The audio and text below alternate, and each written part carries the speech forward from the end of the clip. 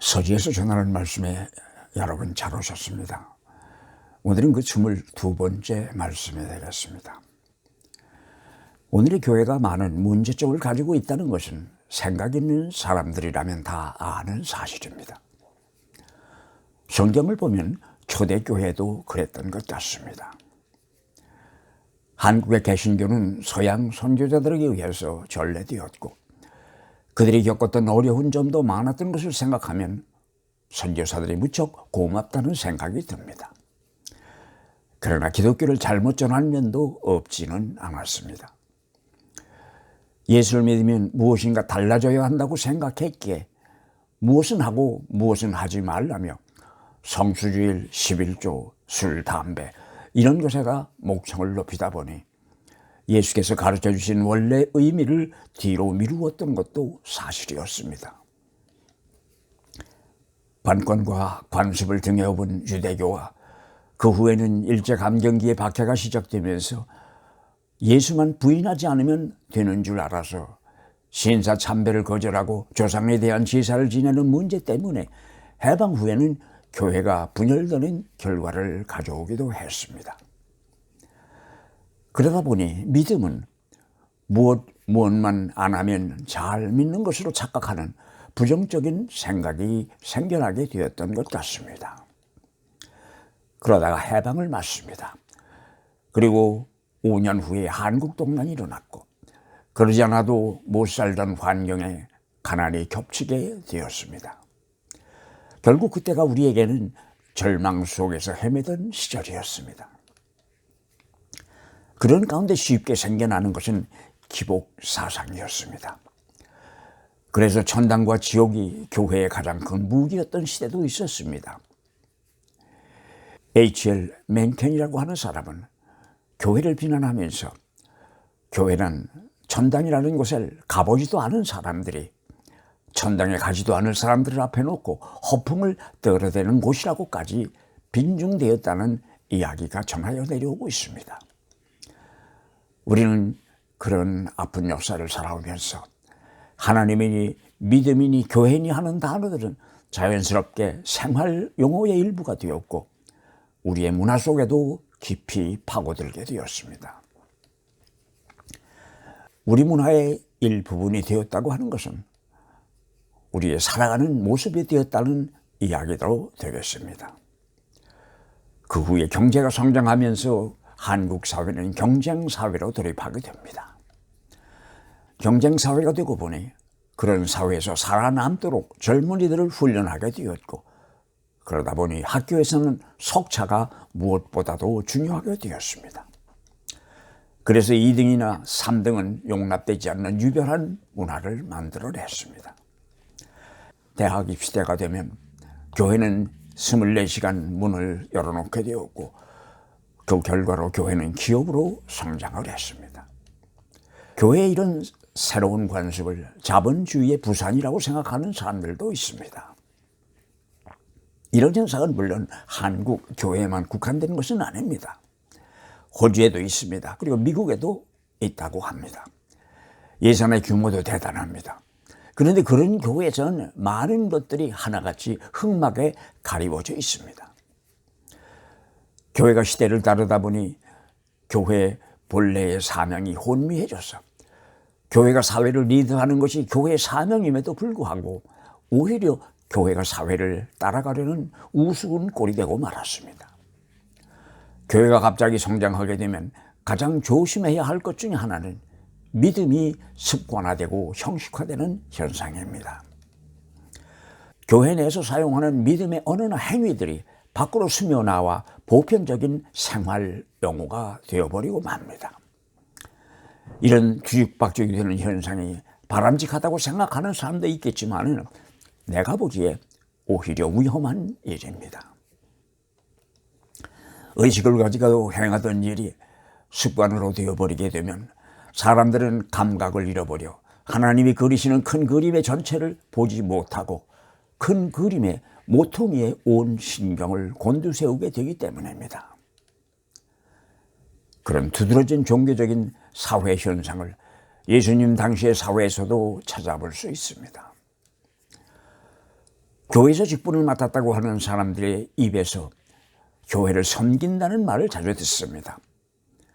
그게 무슨 뜻으로 하는 말이겠습니까? 교회는 건물이 아니고 사람이지 않습니까? 믿는 사람들이 바로 교회입니다. 그러니 장로니, 권사니, 집사니 또는 목사니 하는 분들의 섬김의 대상은 사람이지 생명이 없는 건물이나 집기가 아니라는 것입니다. 그리고 그들의 믿음이 더 성숙하게 되면 하나님이 창조하신 세상을 섬기는 것입니다. 그것도 세상을 내 뜻대로 섬기는 것이 아니라 하나님의 뜻을 찾아서 세상을 섬기는 것입니다. 교회가 이 사명을 저버리고 등한시할 때 교회는 새 길로 빠지고 말게 됩니다. 누가복음 9장 49절을 보면 제자들이 예수께 와서 선생님, 어떤 사람이 선생님의 이름으로 귀신을 내쫓는 것을 우리가 보았습니다. 그런데 그 사람은 우리를 따르는 사람이 아니므로 우리는 그가 그런 일을 하지 못하게 하였다고 제자들이 예수께 보고합니다. 이 말을 들었던 예수께서는 잘했다고 하셨습니까? 오히려 막지 말아라. 너희를 반대하지 않는 사람은 너희를 지지하는 사람이라고 말씀하시지 않으셨습니까? 아마 제자들의 시기심, 자만심, 득권의식을 경계하셨던 것 같습니다. 두 사람이 개를 잡으러 물이 빠져나간 바닷가로 나갔다고 합니다. 개잡이를 따라 나선 사람은 도시 사람으로 바닷가에 놀러 왔다 처음으로 개잡이를 따라간 사람이었습니다. 밖에서의 개를 서너 마리 잡아 넣자 기어나오려고 애쓰는 개들을 보면서 도시에서 온 사람은 걱정이 생겼습니다. 그래서 뚜껑을 가지고 올 것을 그랬구나 하면서 걱정을 하고 있는데 그것을 눈치챈 시골 사람은 뚜껑은 필요 없다고 했습니다. 왜냐하면 한 마리가 기어올라 나오려고 하면 그 안에 있는 두 마리가 밖으로 떨어지기 전에 끌어내려서 다시 바깥 속으로 들어가게 될 것이기 때문이라고 설명을 해 주었습니다. 어떤 때는 오늘의 교회를 보면서 교회도 경쟁을 하다 보니 이상해졌다는 생각을 하지 않을 수가 없습니다. 경쟁이라고 하는 것이 무엇입니까? 절대적으로 앞서는 것이 아니고 다른 사람과 비교해서 앞서는 것입니다. 내가 앞설 능력이 없다고 바퀴 속에 있는 개가 되면 안 되지 않습니까? 그런데 사람들은 그렇게 하면서도 아무렇지도 않습니다. 왜냐하면 내가 더 빨리 뛰어서 앞서는 것보다는 앞에 가는 사람을 끌어당기는 것이 더 쉬운 일이기 때문입니다. 교회에서도 보면 장로가 그러느냐 집사가 그러느냐 하면서 교회에서 직책을 맡으면 그런 소리를 먼저 듣게 됩니다. 그런 것들은 다 과정에 있는 순서들이니 마음 상할 필요는 없습니다. 히브리서 저자는 10장 24절 25절에서 서로 마음을 써서 사랑과 선한 일을 하도록 격려하자고 합니다. 서로 자랑하기 위하여서가 아니고 서로 경쟁하기 위하여서도 아니고 서로 도와서 더 많이 사랑하고 선한 일을 하도록 격려하자는 것입니다. 그러기 위하여 같이 모이는 것입니다. 그래서 노래도 같이 하고 기도도 같이 하고 말씀도 같이 듣고 같이 배우자는 것이 아닙니까? 다른 말로 한다면 같이 모여서 하는 예배 역할은 서로를 격려하려는 것입니다. 그래도 아직 이 세상에 희망이 있는 것은 다른 사람을 위하여 그리스도를 생각하며 자기의 이익을 멀리하는 사람이 많이 있다는 사실입니다. 그런 믿음의 사람들이 모인 교회가 그 수는 적고 예산 규모가 적다 하더라도 하나님의 교회, 예수께서 생각하셨던 a church to be가 아닐까 하는 생각을 하게 됩니다. 그런데 그런 교회는 그냥 생겨나는 것이 아닙니다. 우리들이 교회를 섬기게 될 때 교회가 어려운 지경에 도달하면 사도행전 2장 42절에 나오는 초대교회가 했던 일들을 기억할 수 있으시기를 바랍니다. 사도들은 가르침에 몰두하고 서로 사귀는 일, 음식을 함께 나누는 일, 기도에 힘쓰는 일들은 교인들이 스스로 알아서 했다고 기록되어 있습니다. 앞날의 교회를 걱정하는 사람들이 늘어가고 있습니다. 그러나 한 가지 분명히 이야기할 수 있는 것은 오늘의 교회도 하나님이 함께 하신다는 것입니다. 2차 세계대전 당시 프랑스에서 있었던 전투 중에 한 병사가 전사를 했다고 했습니다.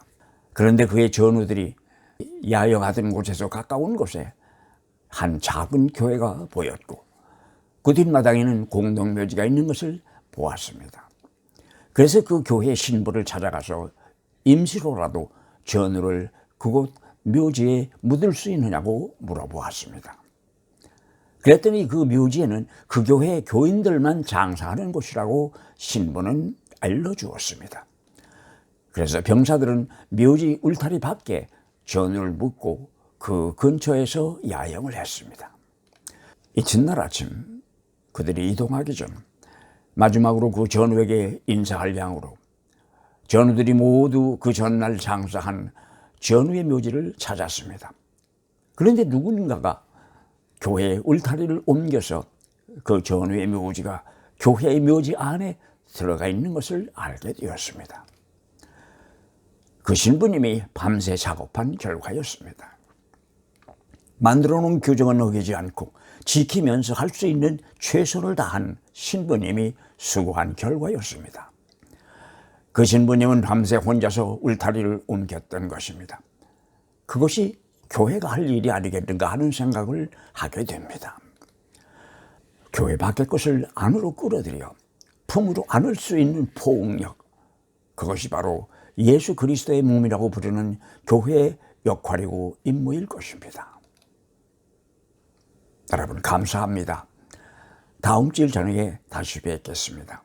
한 주 동안 보람 있는 삶이 되시기를 기원하겠습니다.